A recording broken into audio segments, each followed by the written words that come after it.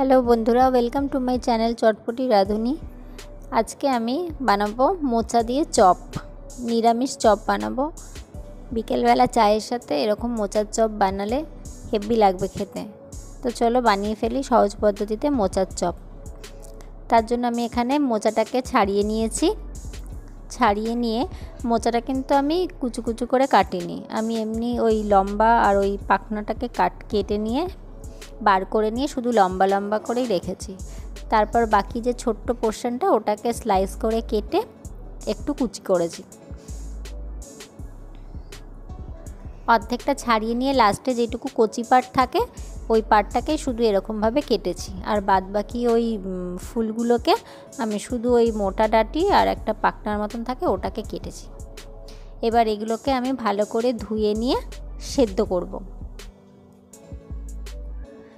সেদ্ধ করার সময় আমি এখানে অল্প একটু নুন আর অল্প একটু হলুদ দিয়েছি যাতে মোচাটা কালো না হয়ে যায়।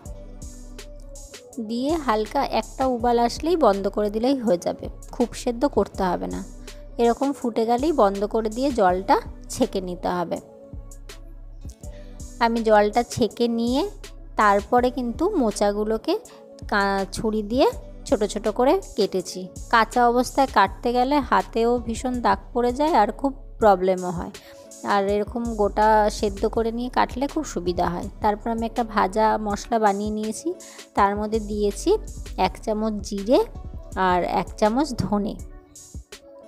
আপনারা চাইলে এখানে গোটা শুকনো লঙ্কা আর গোটা গরম মশলাও দিতে পারেন। এবার এগুলোকে আমি ক্রাশ করে নিয়েছি, খুব পুরো ডাস্ট হবে না, মোটামুটি গুঁড়ো করলেই হবে।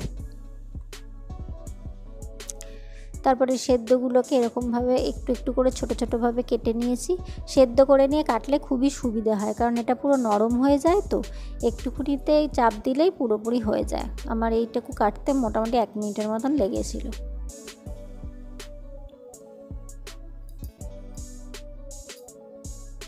এখানে আমি একটা ছোট্ট মোচা দিয়ে চপ করেছি, একদমই ছোট ছিল মোচাটা,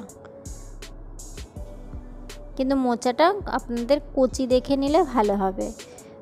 বেশি বড় মোচা নিলে চপটা অতটা ভালো হয় না, কচি মোচাতে টেস্টটা ভালো আসে।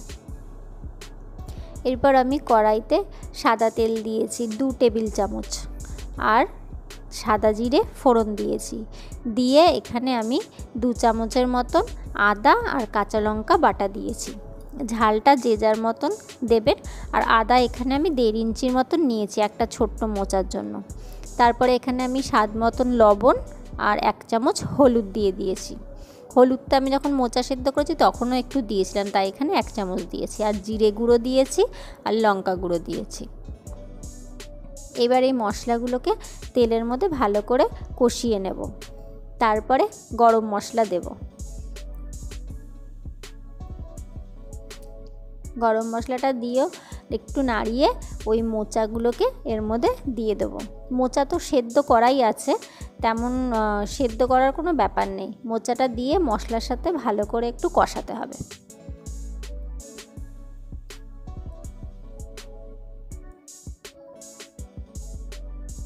মশলাটা যখন ভালো করে কষানো হয়ে যাবে তখন আমি অল্প একটু চিনি দেব। চিনিটা অপশনাল, যদি আপনারা দিতে না চান নাও দিতে পারেন, তবে একটু চিনি দিলে টেস্টটা ব্যালেন্স হয়ে যায়। এইবার আমি যে ভাজা মশলাটা করে রেখেছিলাম ধনে আর জিরে, সেই ভাজা মশলাটা এখানে 4 চামচের মতন দিয়ে দেব। ভাজা মশলাটা দেওয়ার পরই চপের একটা সেন্ট বেরিয়ে যাচ্ছে, খুব সুন্দর একটা গন্ধ বেরাচ্ছে। তারপর আমি এখানে আলু সেদ্ধ করে রেখেছিলাম, সেই আলু সেদ্ধটাকে আমি হাতে চটকে চটকে দিয়ে দেবো। আপনারা চাইলে গ্রেটারে গ্রেট করেও দিতে পারেন, আমি হাতে চটকে দিয়ে দিয়েছি। তারপর আলুটাকে ভালো মতন মিশিয়ে নিতে হবে মোচার সাথে। খেয়াল রাখবেন যেন মোচার কোয়ান্টিটির থেকে আলুর কোয়ান্টিটি যেন বেশি না হয়, অর্ধেক হবে। আমি এখানে ছোট ছোট 3টে আলু দিয়েছি, একদমই ছোট আলু 3টে দিয়েছি। এবারে আলুটা যখন মোচার সাথে খুব ভালো মতন মিশে যাবে, দেখবেন কেমন টাইট টাইট হয়ে যাচ্ছে পুরটা।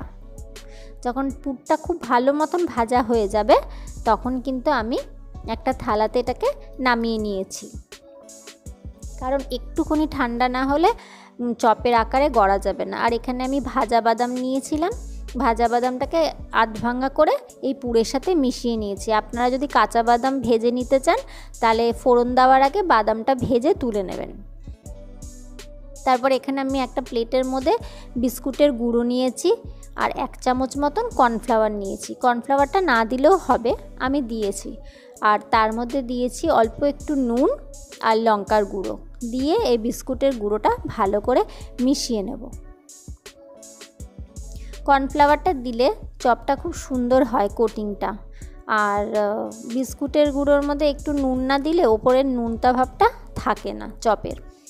আর আরেকটা বাটিতে আমি 2 চামচ কর্নফ্লাওয়ার নিয়ে আর একটু জল নিয়ে একটা পাতলা ঘোল বানিয়ে নিয়েছি কোটিংটা করার জন্য।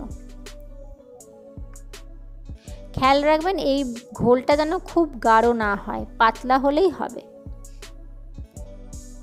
একদম পাতলা একটা ঘোল বানিয়ে নিয়েছি, যেন কোনো লাম্প না থাকে সেটাও দেখে নেবেন। এইবার আমি মোচার পুরটাকে চপের আকারে গড়ব। আপনারা আপনাদের ইচ্ছা মতন গড়তে পারেন, আমি এখানে এইভাবেই লম্বা লম্বা করেছি। আপনারা চাইলে চ্যাপটা বা গোল গোল আকারেরও করতে পারেন।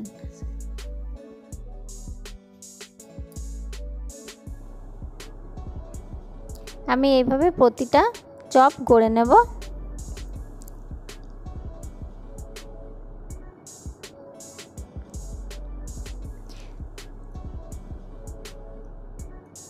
আমার এখানে 10টার মতন চপ হয়েছে। আমি একটু বড় বড় করেই বানিয়েছি, আপনারা চাইলে নিজের ইচ্ছে মতন ছোট বড় করে নিতে পারবেন। এবার আমি এক একটা চপের ওই পুরগুলোকে এরকম কর্নফ্লাওয়ারে ডুবাবো। ডুবিয়ে তারপরে আমি ব্রেড ক্রাম্বসের মধ্যে কোট করব। সবসময় খেয়াল রাখবেন যেই হাত দিয়ে কর্নফ্লাওয়ারে ডুবাবেন সেই হাত দিয়ে কিন্তু ব্রেড ক্রাম্বসে কোট করলে হবে না, তাহলে বিস্কুটের গুঁড়োগুলো না সব ভিজে যাবে আর কোটিংটা ভালো হবে না। ওর জন্য আমি 2টো আলাদা আলাদা চামচ ব্যবহার করেছি। একটা চামচে দিয়ে এরকম কর্নফ্লাওয়ারে ডুবিয়ে নাড়িয়েছি আর আরেকটা চামচ দিয়ে ওই বিস্কুটের গুঁড়োটাকে কোট করেছি। আর এখানে আমি ডবল কোটিং দিয়েছি, চপে ডবল কোটিং না হলে ভালো হয় না।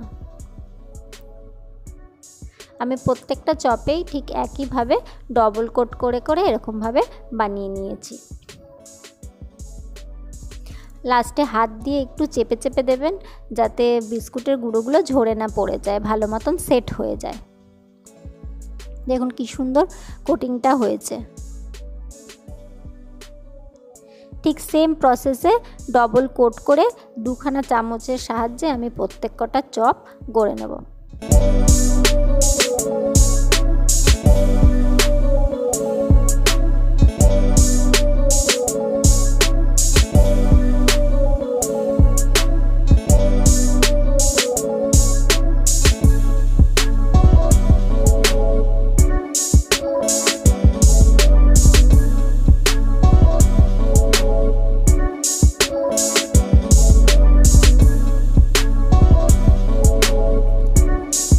আমার সবকটা চপ বানানো হয়ে গেছে।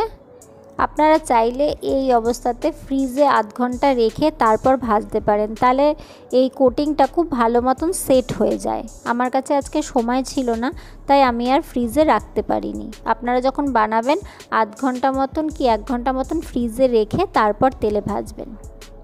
এখানে আমি কড়াইতে সাদা তেল গরম করেছি, তেলের পরিমাণটা একটু বেশি দিতে হবে যাতে চপগুলো পুরোপুরি ডিপ হয়ে যায়। এবার আমি এক এক করে চপগুলো দিয়ে দেবো।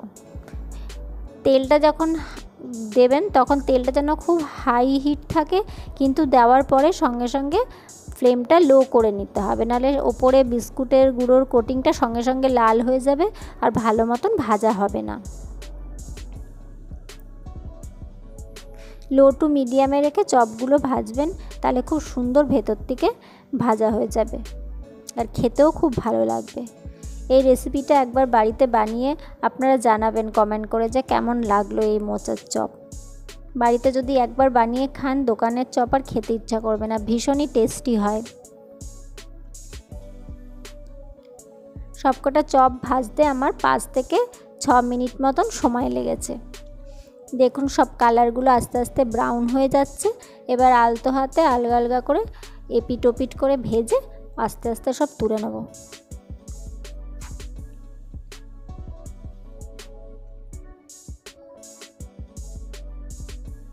চপগুলো পুরোপুরি ভাজা হয়ে গেছে, কত সুন্দর কালার এসছে।